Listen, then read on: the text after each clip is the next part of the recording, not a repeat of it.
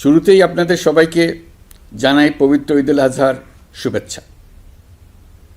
ঈদ মোবারক। বিসমিল্লাহির রহমানির রহিম। প্রিয় দেশবাসী, শিশু, কিশোর কিশোরী, তরুণ তরুণী, ছাত্রছাত্রী, বয়স্ক, বৃদ্ধ, নারী পুরুষ সবাইকে আমার সালাম জানাচ্ছি।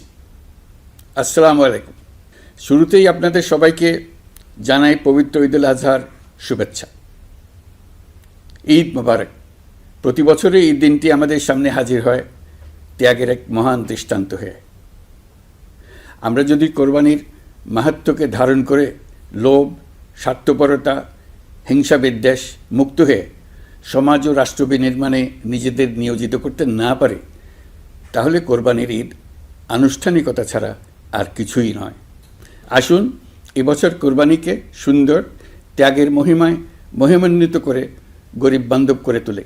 প্রিয় দেশবাসী, কোরবানির পশুর চামড়া থেকে অর্জিত আয়ে আমার আপনার দরিদ্র আত্মীয় পরিজন, প্রান্তিক জনগোষ্ঠী ও দেশের লক্ষ লক্ষ মাদ্রাসা শিক্ষার্থী উপকৃত হয়। আমাদের গরিব স্বজন ও প্রতিবেশীরা তাদের হক যেন ঠিক বুঝে পায়, সেদিকে আমাদের মনোযোগ দিতে হবে।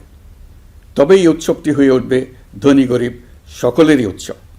পশুর চামড়ার ন্যায্য মূল্য নির্ধারণ, বর্জ্য ব্যবস্থাপনা সহ সার্বিক বিষয়ে সুষ্ঠু ব্যবস্থাপনা নিশ্চিত করতে সরকারের একটি উচ্চ পর্যায়ের কমিটি কাজ করছে।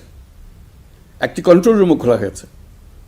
কোরবানির চামড়া সংক্রান্ত যে কোনো সমস্যা, অভিযোগ ও পরামর্শ এই হটলাইনের নম্বরে ফোন করে নেওয়া যাবে। আমরা এই বছর কোরবানির পশুর চামড়া সংরক্ষণে 30,000 টন লবণ বিনামূল্যে সরবরাহ করেছি।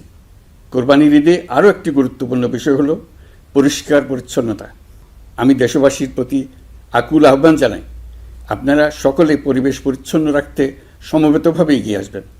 বিশেষ করে তরুণ তরুণীদেরকে এই বিষয়ে দৃষ্টি আকর্ষণ করছি।